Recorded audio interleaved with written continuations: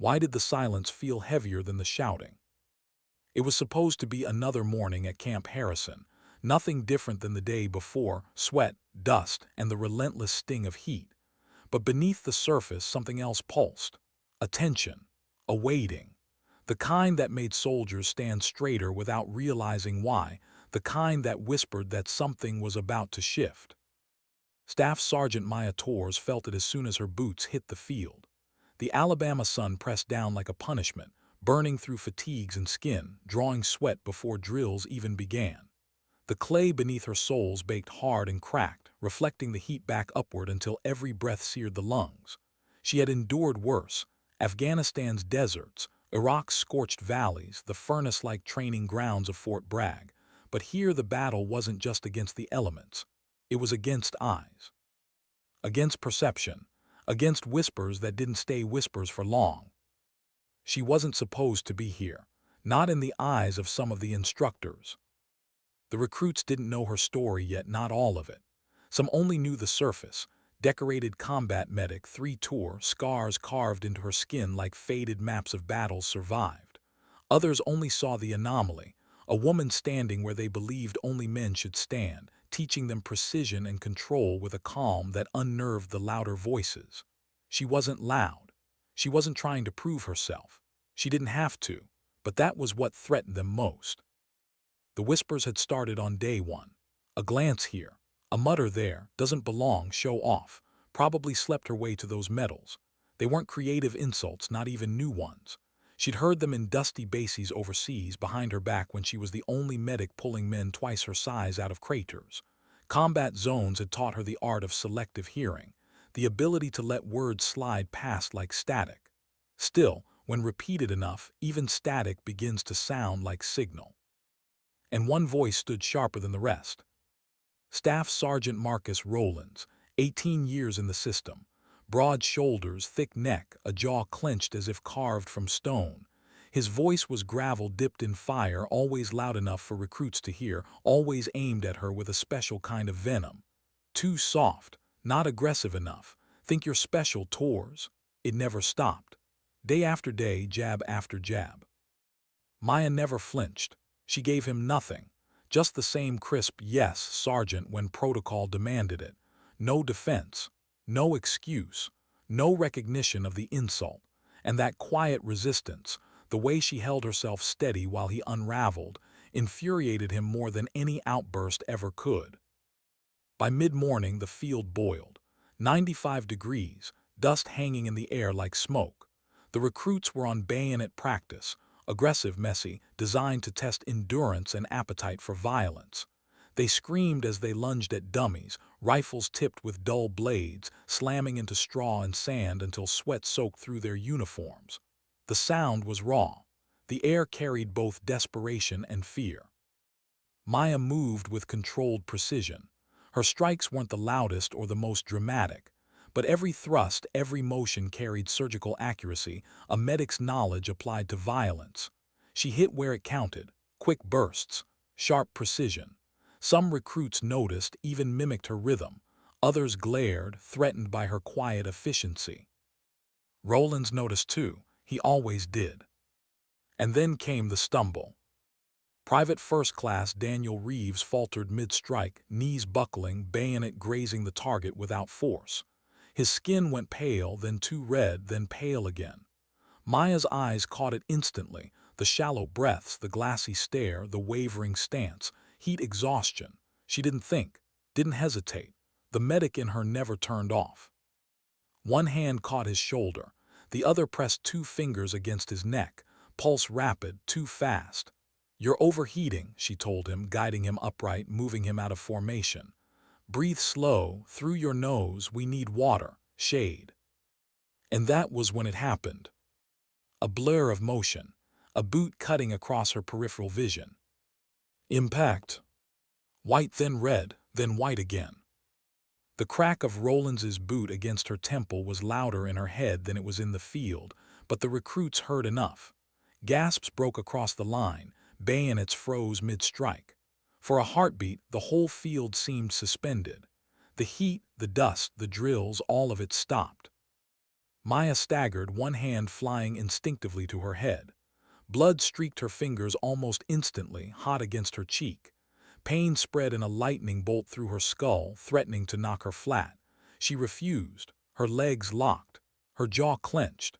She straightened slowly, vision spinning, but her eyes dark, unflinching, locked onto Roland's.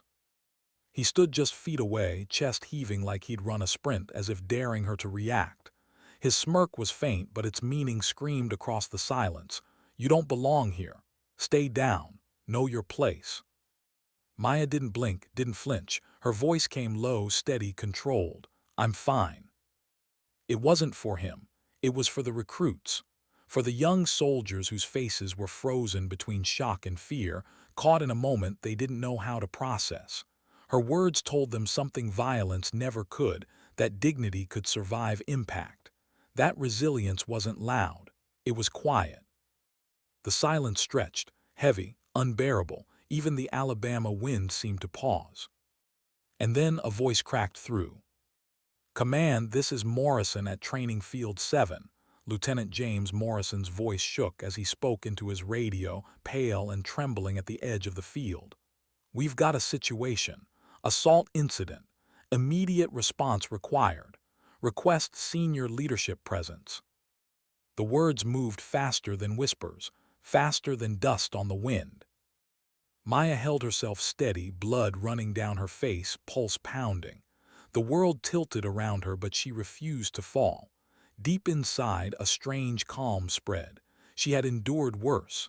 She had patched men together under mortar fire. But this moment, it wasn't just about survival. It was about something larger. She hadn't expected to become a symbol. Not today, not like this. And yet she could feel it, every eye locked on her, every heartbeat sinking to the same question. What happens now? Engines? That was the first sound that broke the silence. 14 minutes felt like an eternity, but it was exact. The grinding hum of vehicles pushed through the dust, rolling toward the training field with a purpose that made every spine stiffen. 3 dark SUVs, windows tinted, dust rising behind their wheels like a signal flare to the entire base. Something serious had happened here. Recruits snapped to attention on instinct, rifles pulled tight against chests. Even the instructors straightened, though unease flickered across their faces. This wasn't normal. This wasn't protocol. Maya stood steady, blood drying sticky against her temple. The pain throbbed in waves, sharp, then dull, then sharp again, but she refused to let her knees weaken. She kept her chin lifted, her breathing controlled. Inside, though, a single question echoed. Would this finally mean accountability, or would it be another buried truth? The doors opened. The first figure stepped out. A woman, steel-gray hair pulled into a severe bun, eyes like searchlights that missed nothing. General Patricia Vaughn. Her reputation traveled faster than she ever did. 22 years of command, zero tolerance for corruption. Soldiers called her the scalpel because she cut straight through rot without hesitation. 2 more generals followed, each carrying a presence that pressed against the field like unseen weight. One with iron-gray hair, procedural to his core. The other, a man whose career lived in the halls of military justice, notebook always ready. General Vaughn's voice sliced the air. "Explain." Not a shout, not anger, but judgment. And judgment in the army was heavier than any artillery round. Roland shifted on his boots, that flicker of confidence still clinging to him like sweat. "Ma'am, I was testing her resolve, training discipline, building mental." Her hand cut the air, silencing him. Discipline does not come from cowardice or violence masquerading as instruction. Discipline comes from respect. Who authorized you to strike a senior NCO? Who gave you permission to assault a decorated combat medic? The silence that followed could have swallowed a city. 47 recruits barely breathed. Maya's vision blurred for a moment, the world swimming, but inside she felt something stronger than the pain. Validation. For days she had endured the whispers, the targeted barbs, the simmering hostility that came with simply existing in a space others thought she shouldn't. Now someone higher was acknowledging it, seeing it, nomming it. Lieutenant Morrison stepped forward, voice unsteady but clear as he recounted every detail. Private Reeves's stumble, Maya's immediate intervention, Rollins' sudden charge, the kick, the silence that followed. His words hung in the heat, unpolished, raw but honest. And honesty in that moment was more dangerous to Rollins than any accusation. The procedural general gestured sharply. Document everything. Eyewitness accounts, photographs, written statements, no detail ignored. Aides moved like precision instruments, cameras flashing, notepads scribbling. Dust still hung in the air as evidence. The recruits exchanged quick, uneasy glances. Hours ago, they believed this was normal, that hazing was part of becoming a soldier. But now the curtain had been torn down and behind it stood something rotten. Their faces reflected confusion, disbelief, and, slowly, a flicker of hope. Maya held steady. When asked, she gave her account with the clipped tone of a debrief. No embellishment, no rage, just facts. She knew facts cut deeper than fury ever could. Rollins' jaw tightened as her words landed, each one a nail in the coffin of his authority. General Vaughan's gaze never wavered from him. Finally, her voice fell across the field again. Staff Sergeant Torres, you handled yourself with discipline and professionalism under circumstances that would have justified a much stronger response. Your composure is noted. Your actions are commendable. Maya blinked against the sudden sting behind her eyes. Relief threatened to crack her composure, but she held it.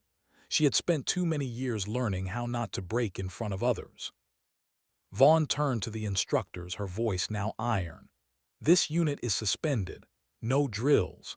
No unsupervised contact with recruits. No one leaves this base without my authorization. Staff Sergeant Rollins, you are relieved of duty pending charges. The words landed like a detonation. Gasps rippled through the recruits, carried on the hot wind. Rollins' smirk vanished. Panic spread across his face in waves, color draining, his body suddenly small in the shadow of accountability. Maya exhaled slowly, her hands still sticky with drying blood. But even in that moment, her thoughts moved deeper. This wasn't just about her. It wasn't about Rollins. It was about every recruit watching, every young soldier who had to decide whether the system they were entering was built on fear or on something else. One aide, a captain with medical training, knelt beside her, cleaning the wound with antiseptic, checking for concussion. She winced but allowed it. The burn of the liquid against her skin was sharp, but behind it came clarity. Courage wasn't only about firefights or battlefields. It was about standing firm inside a system that sometimes punished the very strength it claimed to value. She glanced at the recruits. Their eyes no longer held only shock. Some carried something else, admiration, maybe even belief. That realization hit harder than the kick. Later that evening, long after the SUVs had disappeared into the haze, recruits gathered in small groups, whispering not about drills but about what they had witnessed. Private Chen's slight, quiet, eyes too big for her helmet, spoke for many when she said, "She didn't fall. He kicked her and she didn't fall." It spread like a current, not just the violence but the refusal to break. In the silence of her quarters, Maya cleaned the cut again, staring into the mirror. The butterfly closure pulled the skin tight, a thin, angry line across her temple, but what she saw wasn't weakness. It wasn't defeat. It was proof. Tomorrow would bring questions, investigations, resistance from those who wanted the old ways back. But tonight she let herself feel the smallest measure of something she hadn't allowed in weeks. Hope. And yet in the stillness, one question refused to leave her mind. If a single act of violence could expose rot this deep, how far did it spread? What happens when silence breaks? For days, the air at Camp Harrison carried an edge, not the usual sharpness of barked orders or the pounding rhythm of boots in formation. This was different. Every conversation hushed when a shadow passed by. Every group of recruits leaned close, whispering about what they had seen and what it meant. The story had traveled faster than any rumor the base had ever known. A kick, blood, 3 generals, a unit shut down in minutes. Staff Sergeant Maya Torres felt the weight of it everywhere she went. The stares weren't mocking anymore. They weren't dismissive either. They were curious, watchful. Some carried admiration, though the recruits didn't yet know how to put it into words. Others carried unease, like the foundation beneath their feet had shifted and they weren't sure how to stand on it. Maya kept her movements precise, her posture steady. The wound on her temple had scabbed into a dark crescent, a reminder that still throbbed when she bent too quickly. She wore it like she had worn every scar before it, not as decoration, not as proof, but as something lived through, something survived. The investigation began immediately. Aides moved through the barracks and offices like quiet storms, collecting statements, photographing details, documenting timestamps. Cameras clicked against the dusty light of Alabama mornings, recording the angles of shadows where the incident had occurred. Clipboards filled with recruits, shaky handwriting, instructors, clipped lines, junior officers, strained recollections. Recruits were nervous, unsure if telling the truth would cost them. But then they remembered what they had seen, that a boot had connected, that blood had fallen, that she hadn't wavered. One by one, they told their versions, and though their words differed, the story was consistent. Maya spoke only when asked, clear, concise. She refused to let bitterness lace her testimony. The facts were enough. In the evenings, she walked the perimeter of the training grounds, letting the quiet steady her. Her mind drifted back to Afghanistan, the smell of cordite and blood, the echo of mortar fire that never quite left her ears. She had been afraid there, terrified sometimes, but she had never felt invisible. Out here at home, invisibility had been sharper than fear, until now.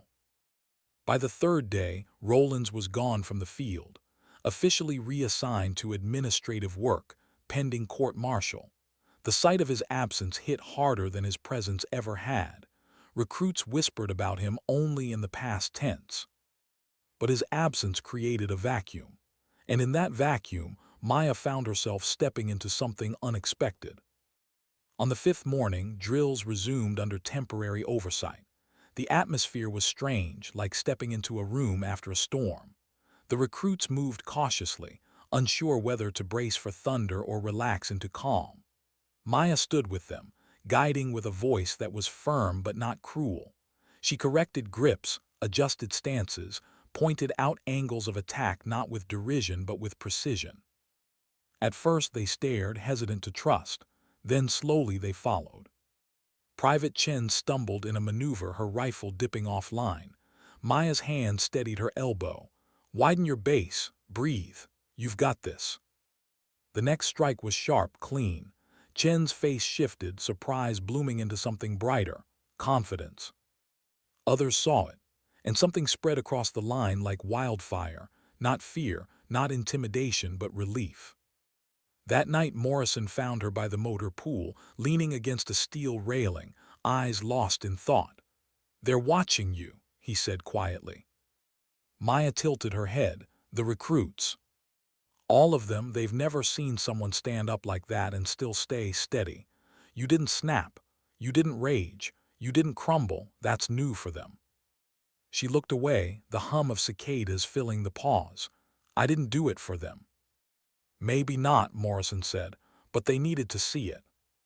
The words lingered after he left. She told herself she hadn't asked for this. She hadn't come here to be a symbol, but maybe symbols weren't chosen. Maybe they were forged. By the end of the week, the cultural shift was visible. Recruits began helping each other in drills instead of competing with quiet desperation. Mistakes were corrected, not mocked. Questions were asked out loud without fear of ridicule. The entire atmosphere softened, not in weakness but in clarity. For the first time, the training ground felt less like a gauntlet and more like preparation. Still, resistance pulsed beneath the surface. Some instructors resented the change, muttering in corners when they thought no one could hear. One even spat on the dirt as she passed, though he kept his eyes low. Maya let it go. The system had protected them too long. She didn't need to fight them directly. The investigation would do that. One evening, General Vaughn called her into the temporary headquarters. The air conditioning was a welcome relief from the sweltering yard. Vaughn's eyes studied her, sharp but not unkind. "Do you understand what you've done here?" the general asked. Maya straightened unconsciously. "I did my job, ma'am." Vaughn shook her head. "Combat is straightforward compared to this. Bullets don't lie, but culture resists change at every step. And yet in less than a week you've shifted it. That's not luck, that's leadership." Maya swallowed hard, unsure how to answer. Leadership had never been her goal. Survival had, competence had, saving lives had. But leadership, that was something others had always tried to strip from her. The general leaned forward, her voice lower now. "Do not underestimate what it means that you stood. Do not underestimate the fact that you're still standing." When Maya walked out of the office, the sun was setting, painting the yard in gold and shadow. Recruits crossed in front of her, their boots stirring dust, their voices lighter than before. She realized then that the general was right. Something had shifted. That night, lying on her cot, staring at the ceiling, Maya's mind replayed the moment of the kick again and again. The blur of motion, the shock of impact, the silence that followed. But what returned sharper than all of it was the choice she had made, not to fall, not to break. And maybe that was what mattered most. Because in a place where silence had always been a shield, she had discovered something else. Silence could also be a weapon. And she wasn't done wielding it. What do you do when respect replaces fear? The second week began under skies so clear it was almost cruel. The Alabama sun was unforgiving, painting the yard in heat waves that shimmered like glass. Yet something had changed in the air. Where before drills had felt heavy with dread, now the recruits carried themselves differently. Less hunched, less guarded. The energy wasn't softer, it was sharper, more focused. Maya noticed it the moment she stepped onto the field. Helmets fit tighter, rifles steadier. Voices rose not in desperation but in rhythm. Something was taking root. The investigation hadn't slowed. If anything, it intensified. Military police moved in and out of offices, carrying stacks of sworn statements. Aides logged hours of video interviews, compiling evidence with the precision of surgeons. Every recruit was asked, every instructor questioned. The sound of typing and the scratch of pens had become as constant as the cicadas. Rollins was gone, his absence almost eerie. His name wasn't spoken aloud anymore, not by recruits, not even by the instructors who once mirrored his cruelty. It was as if acknowledging him would draw punishment down on their own heads. But though his shadow had lifted, others remained. One instructor, Sergeant Calloway, carried a chip on his shoulder big enough to see from across the yard. He wasn't reckless like Rollins. He was careful, calculating. His eyes followed Maya like crosshairs, not daring to strike but always daring to test her. His mutters were quieter, meant only for his circle. "This isn't training, it's babysitting. They'll never last out there if they're coddled." Maya didn't rise to it. She never had.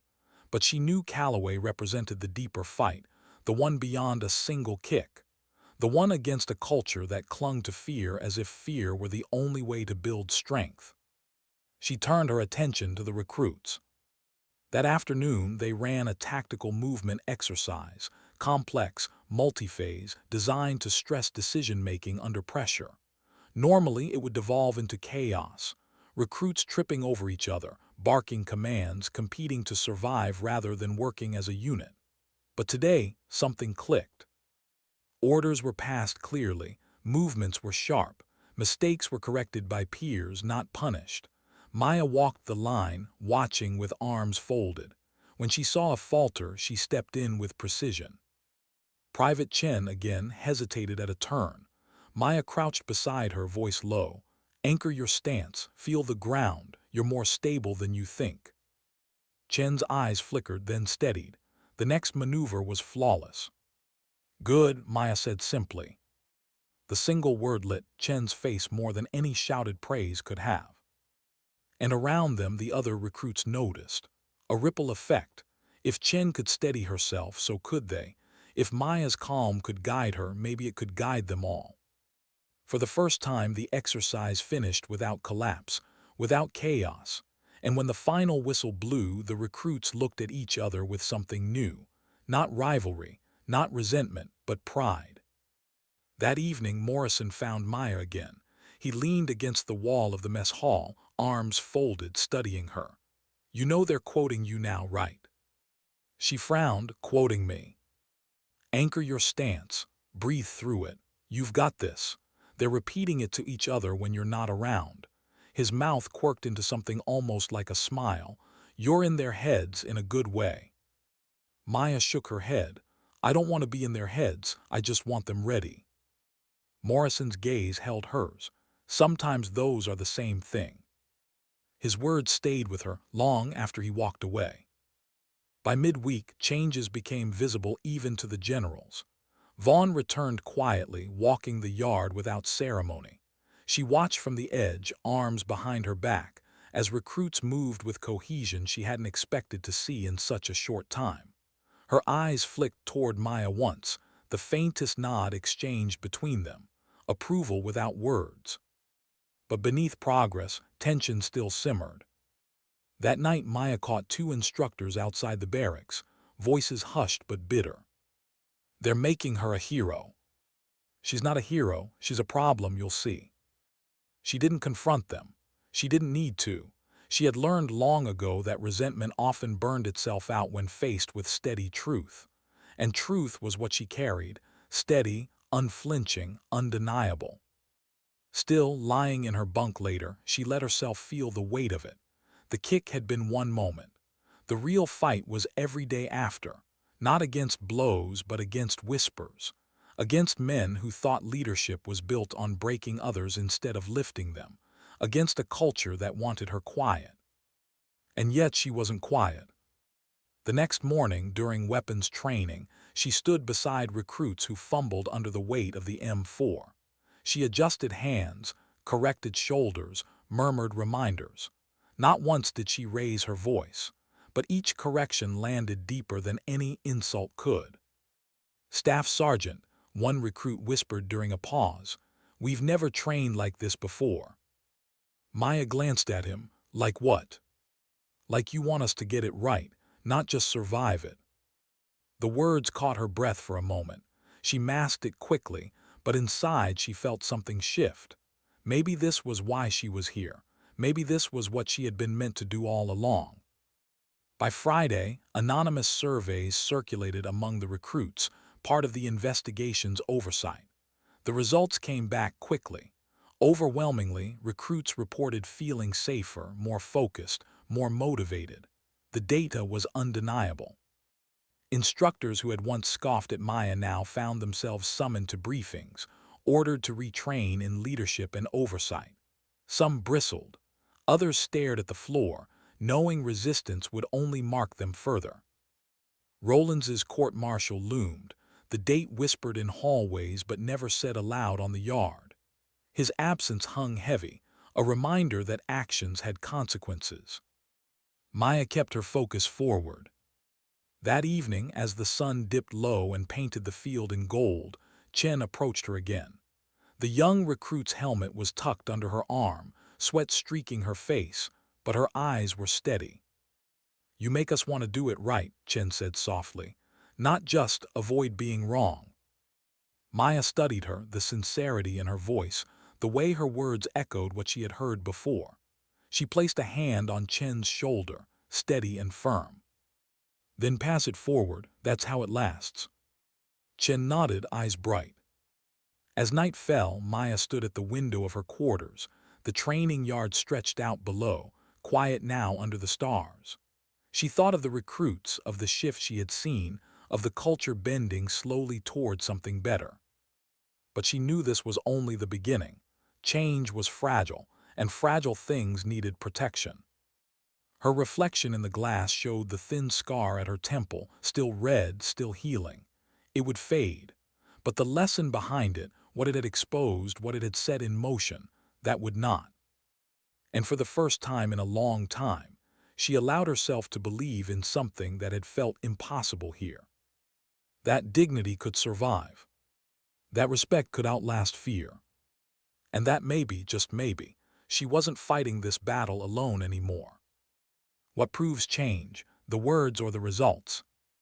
By the start of the third week, the question hung over Camp Harrison like heat shimmer. For all the whispers, all the shifts in tone, all the reforms ordered from above, the true test was about to arrive. A capstone exercise. The kind of drill that could reveal whether the unit had actually grown, or whether the changes were only surface deep. Maya stood at the edge of the field before dawn, helmet under her arm, eyes scanning the horizon as light bled across the Alabama sky. The recruits shuffled into formation, shoulders tense, but eyes clearer than she had ever seen them. This was different from the chaos of before. They weren't just bracing for punishment anymore. They were preparing to prove something, to themselves, to her, to everyone watching. The generals arrived quietly, no SUVs roaring this time. No drama, just presence. Vaughn stood with her arms folded, expression unreadable as aides set up observation posts. The message was clear. Today was not about discipline. It was about performance. The whistle cut the morning stillness, and the exercise began.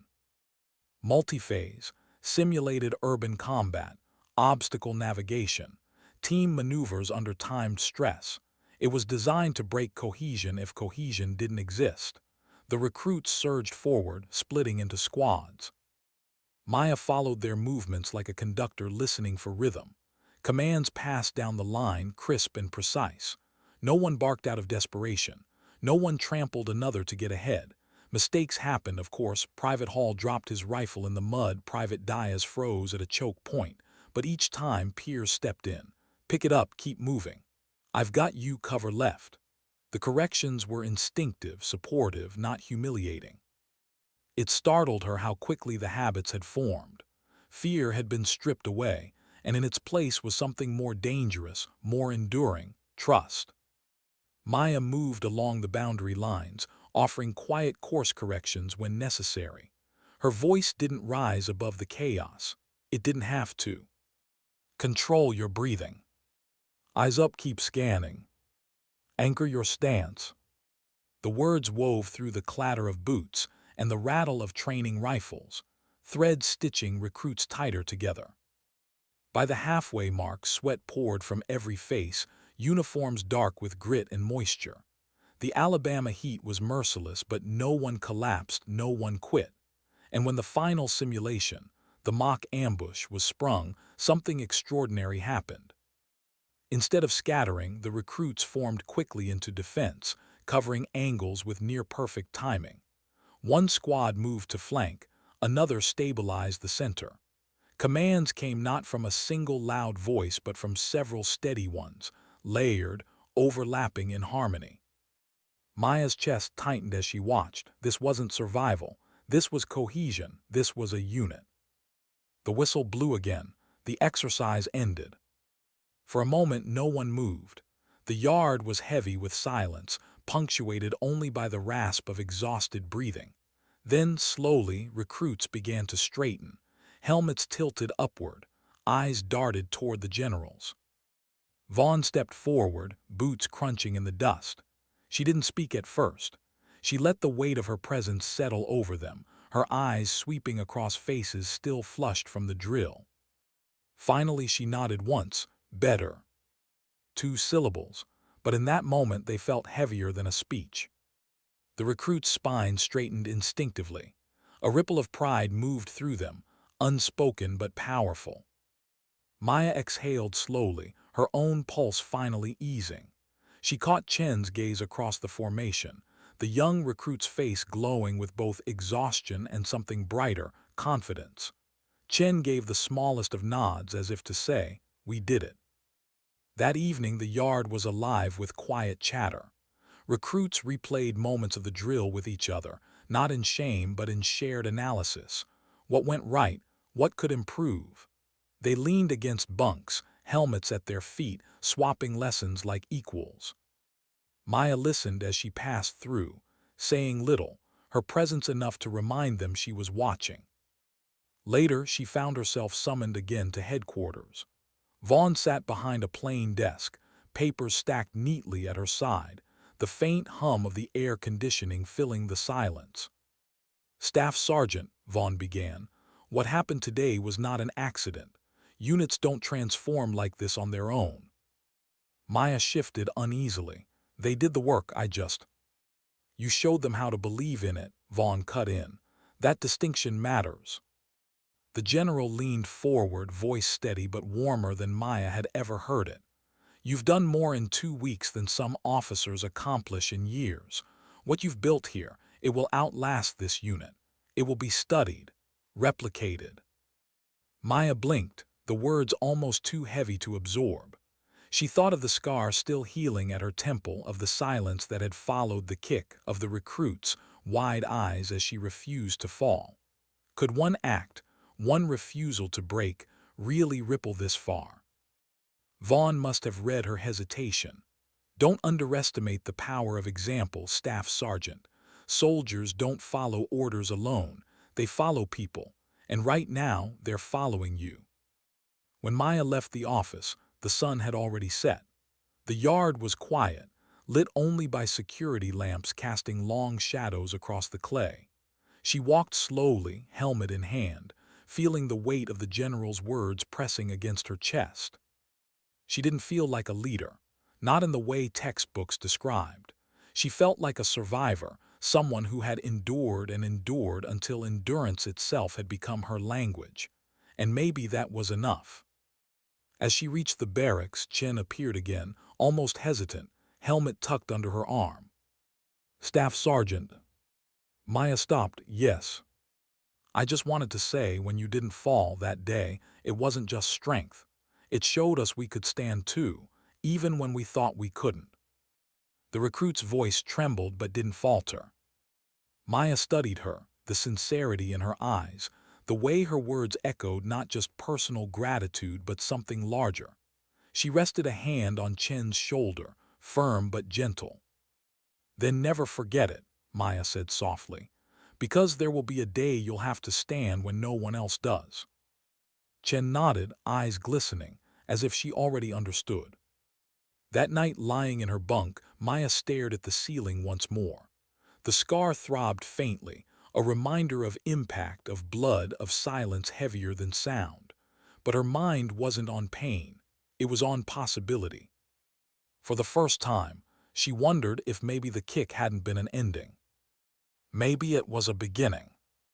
What happens when accountability isn't just promised, but delivered?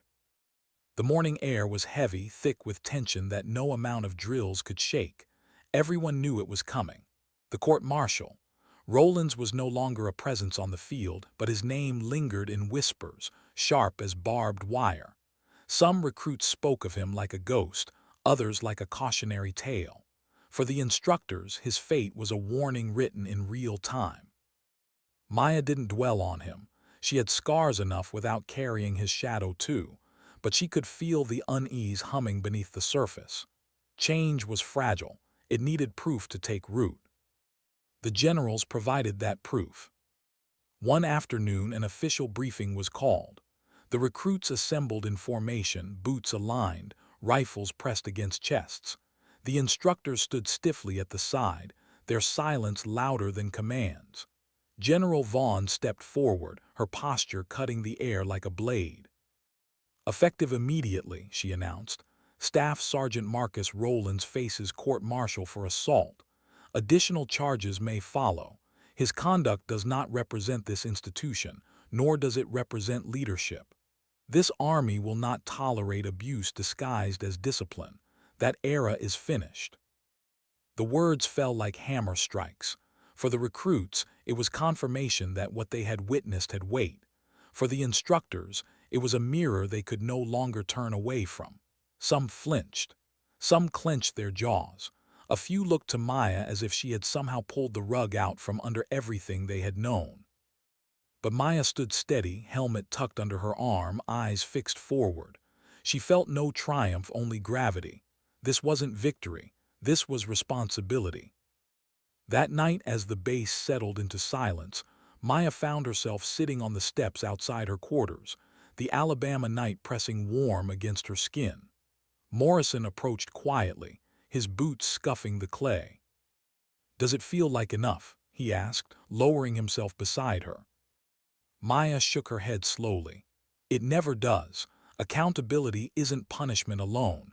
It's what comes after. It's whether the recruits remember this moment and carry it forward." Morrison studied her in the half-light. "They will. You've seen them. They're already different." She thought of Chen, of the recruits who had found their voices in the space left when fear receded. She wanted to believe Morrison, but she had lived long enough to know how systems worked. Change came slowly. Sometimes it was undone with the stroke of a pen, or with the silence of those unwilling to hold the line. The following days tested that resolve. During drills, Maya noticed Calloway's subtle defiance sharpening. He obeyed orders, but his tone when correcting recruits was edged, his mutters louder. "Too soft. They'll break the first time they see combat." His words weren't aimed at her directly, but at the ears of those still wavering. Maya chose her response carefully. She didn't confront him in front of recruits. That would make it a spectacle. Instead, she pulled Chen aside after one particularly tense drill. "Do you hear what he says?" Maya asked. Chen nodded hesitantly. "Good, now ask yourself, does it match what you feel when you're out there with your squad?" Chen hesitated, then shook her head. "No, it doesn't." Maya leaned closer, her voice low but steady. "Then remember that, because when you're in the field one day, it won't be the loudest voice that saves you. It'll be the voice that steadied you." The recruit's eyes widened, realization settling in. And Maya knew she had planted something deeper than defiance, discernment. By the end of the week, oversight expanded. New protocols were rolled out, anonymous reporting systems, psychological evaluations for instructors, mandatory leadership retraining. It wasn't flawless, but it was structure. And structure meant momentum. At night, Maya walked the perimeter again, the cicadas droning in endless rhythm. She thought of her tour overseas, the clarity of combat, the certainty of enemy and ally. This fight was different, messier, not a clash of weapons but of wills. She paused at the edge of the training yard, staring at the clay fields now empty beneath the floodlights. The place where she had been struck, where silence had once hung heavier than gunfire. Now it looked different, not healed, not yet, but changed. For the first time, she wondered if survival wasn't enough. Maybe the real measure wasn't how many scars you carried, but whether you used them to shift the ground beneath others. And as the night settled deeper, she allowed herself to whisper a truth she hadn't spoken aloud. Leadership isn't fear. It's what remains when fear is gone. What proves a legacy? The medals you wear or the people who stand because you once did? By the fourth week, the investigation had moved into its final stretch. Rollins' court-martial loomed. Instructors had been shuffled, protocols rewritten. But it was the recruits who showed the clearest evidence of change. They no longer moved like individuals clawing through chaos. They moved like a unit, sharpened, steady, bound together not by fear, but by something far harder to break. Maya noticed it in their eyes first. Where there had once been suspicion, guardedness, a quiet desperation to avoid humiliation, now there was steadiness. They looked at each other differently, less like rivals, more like teammates. The final evaluation was designed to test that. A complex simulation spread across multiple terrains, wooded approaches, urban obstacles, long-range marksmanship, team-based problem-solving. The kind of assessment meant to reveal whether weeks of training had forged soldiers or left only fractured shells. Before dawn, the recruits gathered, helmets strapped, weapons checked, faces taut with anticipation. Maya stood to the side, her uniform crisp, the scar on her temple still faintly visible beneath the edge of her cover. "Today is not about proving who's the toughest," she told them, her voice calm, carrying just enough weight to cut through the tension. "It's about proving you can stand together. The mission doesn't care about pride. The mission cares about cohesion." The words settled into them like anchors, and when the whistle blew, they surged forward into the test. The wooded section came first. In the past, it would have devolved into shouting matches and scattered panic, but now recruits communicated in short, precise bursts: left clear, covering, push forward, the language of trust. At one choke point, a fallen tree blocked their advance. Private Diaz hesitated, eyes flicking uncertainly. Before, he might have been left behind, mocked for weakness. Instead, two recruits stepped in without a word, lifting the trunk together until Diaz scrambled past. They grinned as they dropped it, dusting their hands as if the act had been nothing at all. Maya's chest tightened. It was small, almost ordinary, but in that ordinary act lived the entire shift. They had stopped trying to survive alone. In the urban section, Chen led her squad through a simulated building sweep. Her movements were clean, decisive. When she faltered at a stairwell, she caught herself with a breath. "Anchor your stance," the phrase echoing exactly as Maya had taught. The next step was flawless. Her squad followed her without hesitation.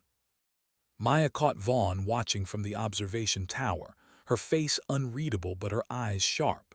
The general leaned toward her aides, murmuring notes.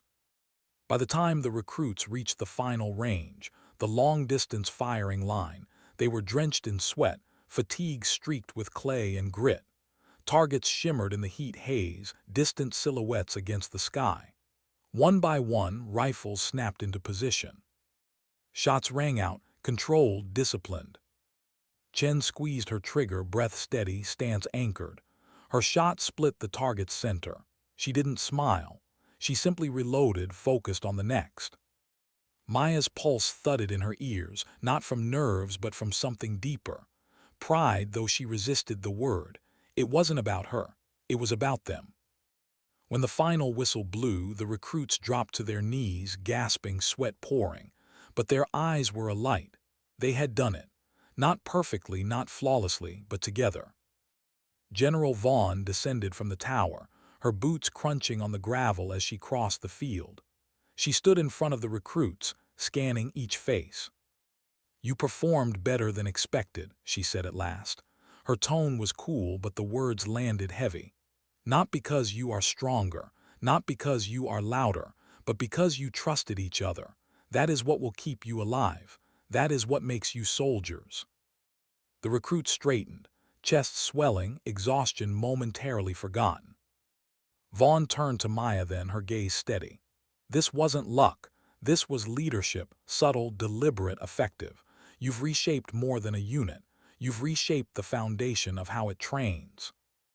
Maya inclined her head, refusing to let emotion spill across her face. Inside, though, something cracked open. She thought of the moment of impact, the blood, the silence. How everything had started with a refusal to fall. Could it really be that simple, that one moment could ripple outward until it touched all of this? That evening the recruits gathered outside the barracks, leaning against railings, laughing despite their exhaustion. Chen approached her quietly, helmet under her arm, face still streaked with sweat. "Staff Sergeant," she said, her voice soft but steady, "we're not afraid anymore. Not of them, not of failing, not even of what comes next." Maya studied her, the sincerity in her eyes. She reached out, resting a hand on Chen's shoulder. "Fear isn't the enemy," Maya said gently. "Letting it rule you is. You faced it today and you didn't let it own you. That's what matters." Chen nodded, her jaw firming. When the night settled, Maya found herself once more at her window, staring out at the training yard. Stars burned above, ancient and indifferent. Below, the yard where she had bled now carried laughter, not silence. Hope, not dread. She touched the scar at her temple lightly, tracing the ridge. It no longer felt like a wound. It felt like a reminder. a reminder that even in systems built to silence, one act of defiance could echo far beyond its moment. And for the first time, Maya believed that echo might outlast her. What remains when the noise fades? The sun dipped low over Camp Harrison, washing the training yard in the amber light of evening. The final evaluation was behind them, the echoes of boots and shouted commands still lingering in the dust. For the recruits, it had been a test of endurance, cohesion, and resolve. For Maya, it was proof that change was no longer fragile. It was alive, rooted, undeniable. The generals gathered once more, their silhouettes sharp against the setting sky. Vaughn spoke first, her voice carrying not just authority but a rare warmth. What happened here will not be forgotten. These methods, these results, they will be studied, replicated. This unit has become a standard, not an exception. The recruits stood straighter, pride cutting through their exhaustion. Maya remained still, listening, absorbing, but her thoughts turned inward. She remembered the silence after the kick, the weight of blood running down her cheek, the moment when the entire yard had held its breath. That had been the start. And now this was the echo. After the briefing, recruits clustered around her.